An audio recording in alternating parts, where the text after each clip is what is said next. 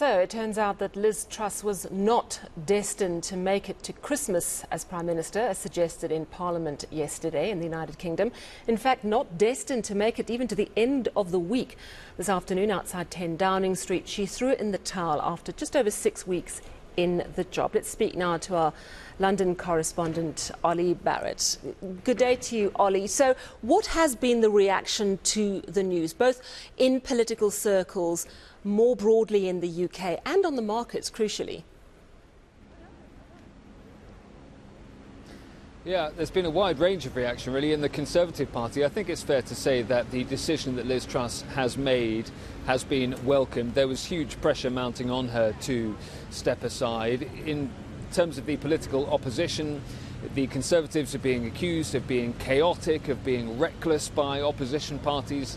They are demanding now a general election from the Conservatives. Out there in the population, very mixed views, of course. Many will welcome the fact that Liz Truss has stood aside. Many are calling for a general election too. Many others are saying they've had plenty of votes in the UK over the last few years, and the last thing they would want to see is another general election at this time. There's anger, there's anxiety.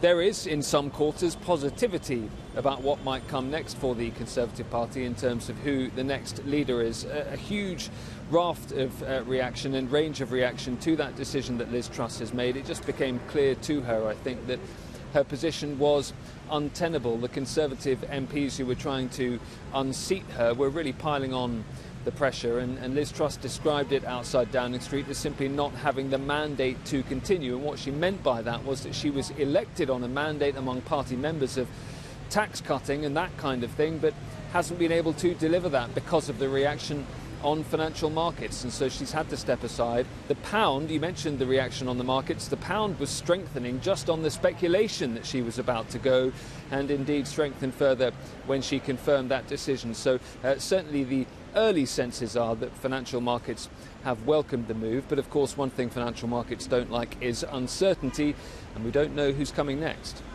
Yeah, and who is in charge this evening? We know with Boris Johnson, when he resigned, he stayed on as caretaker Prime Minister for quite a few weeks.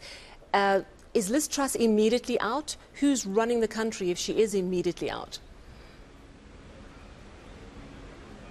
So in many ways it's exactly the same situation. Liz Truss is effectively a caretaker Prime Minister now. One way that it's different is that it will be for a much shorter period than we saw with Boris Johnson, because we are being told by the Conservative Party's 1922 committee, which organises the leadership process, that it will all be done and dusted in a week. So Liz Truss only has a few more days in Downing Street, but for that period she remains Prime Minister. She told us in that speech outside Downing Street earlier that she had already rung King Charles to tell him that she was resigning as Conservative Party leader, but she remains as Prime Minister until the next Conservative Party leader is in place, and that person then becomes the next Prime Minister. So, of course, the big question is who is in the running. I mean, there's already speculation that Boris Johnson has put his hand up. Of course, Rishi Sunak is an obvious contender, one would imagine, because he came second in the last sort of leadership race. Is it really possible that Boris Johnson could come back in, bearing in mind the Tory party got rid of him so recently for lying? It is possible. It certainly is possible, and we're certainly not hearing sources and allies close to Boris Johnson denying yet that he might fancy another run at the job. One of the reasons that he might fancy it is that the party membership, we think, would probably view a run quite favourably. The difficult part of the process would be for Boris Johnson whether he could get towards the end of the voting process by getting past votes that are held by MPs, because there are a lot of Conservative MPs who would be absolutely against the idea of a return from Boris Johnson. But if he goes for it, he should be taken seriously as a contender at least. You mentioned Rishi Sunak. He will certainly be considered a front runner if he puts his name forward. But again, last time around he did not perform well with the party membership. Might that have changed given the fact that what he said during the leadership campaign about the economy, much of it has turned out to be true? Penny Mordaunt as well, who performed pretty strongly in the last leadership campaign, is considered a contender as well. Other names are ruling themselves out. We're told by sources close to the Foreign Secretary, James Cleverly, that he's not planning on running.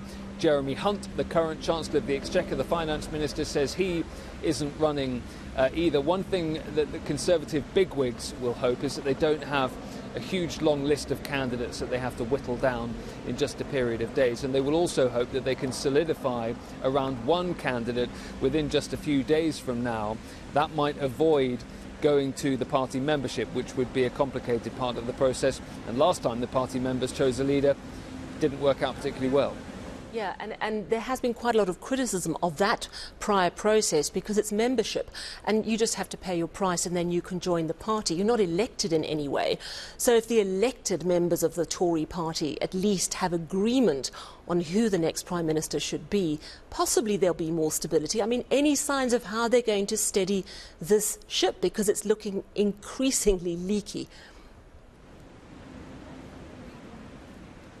Well, just one point on that idea of the party membership. Graham Brady, who runs the 1922 committee, made it very clear earlier today that the membership would be involved if there are two candidates to put to the membership for them to make a decision between. But it might be that they don't get to that point, because if you get to a final two, one of the candidates falls on their sword and drops out before the party members get a chance to vote. So that's how that part of the process might be avoided this time around. And then in terms of stability, it's a really hard one for whoever takes over. The Conservative Party in recent months has just seemed unmanageable at times. There are so many different factions in the party who want completely different things that whoever takes over is going to find it very difficult to unite them.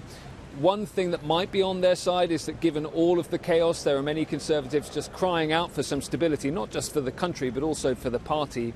They also know there's going to be a general election within the next couple of years at some point. And at some point, the Conservatives are going to have to get themselves to a place where they could fight a general election. All right, thank you so much for bringing us the very latest. Olly Barratt coming to us live from London there.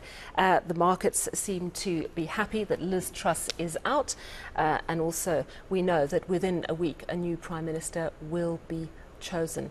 So it's really lots of changes going on in the United Kingdom. Let's just take a listen to exactly what Liz Truss said when she announced her resignation earlier this afternoon. I came into office at a time of great economic and international instability.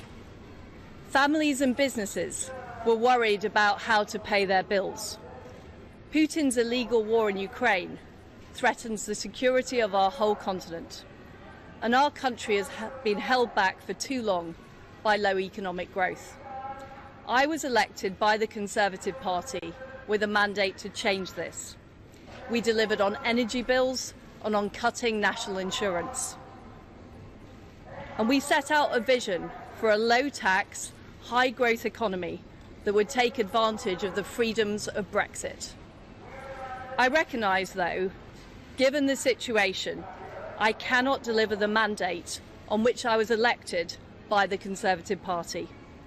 I have therefore spoken to His Majesty the King to notify him that I am resigning as leader of the Conservative Party. This morning I met the chairman of the 1922 committee, Sir Graham Brady. We've agreed that there will be a leadership election to be completed within the next week.